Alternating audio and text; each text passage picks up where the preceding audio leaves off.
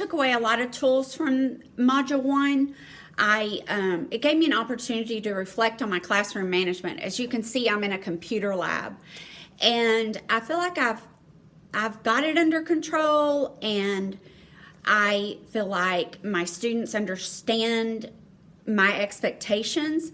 But at the same time, this time of year can be fast and furious, and this week's module made me think about how much I need to improve on that constant parent communication to let them know whether their child is meeting my expectations or maybe could improve here or there. But I do know one thing, that my students do appreciate that I'm very honest about what I expect from them, especially in a computer lab. I don't take up devices or their personal devices. I do monitor what they're doing or what they're using, but I know that some of my students are more comfortable maybe using a smaller device and holding on to one. So this week's module really hit home for me in a lot of ways. One thing it made me do is think about my classroom management, in that this time of year the students get, and so do the teachers, we get a little antsy. And I started thinking about next week. I may not have my computer lab, because of the STAR retake. In fact, I know I'm going to be a displaced teacher, and I could be in a room without my applications, my software. My students will not be productive if that's the case. So my classroom management really needs to be at the top of its game.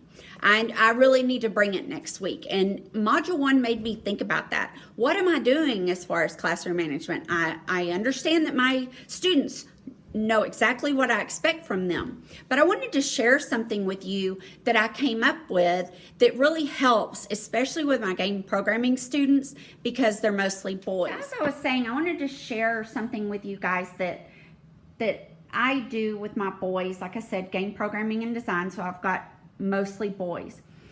I've numbered my monitors 1 through 6 on each row.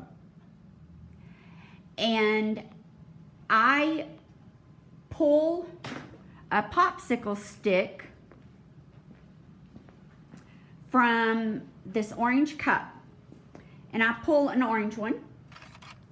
And I say only number 5 can answer this question.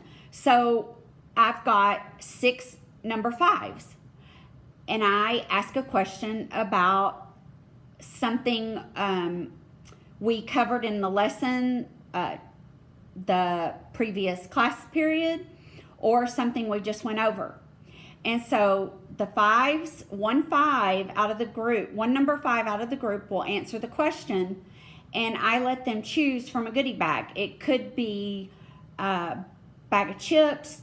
It could be no homework ticket. Anyway, I found that really helps my boys stay focused, because who doesn't like to be a winner? And they feel like if they've earned something by getting a question right, that they are a winner, which they're all winners. But this does help me with my classroom management quite a bit.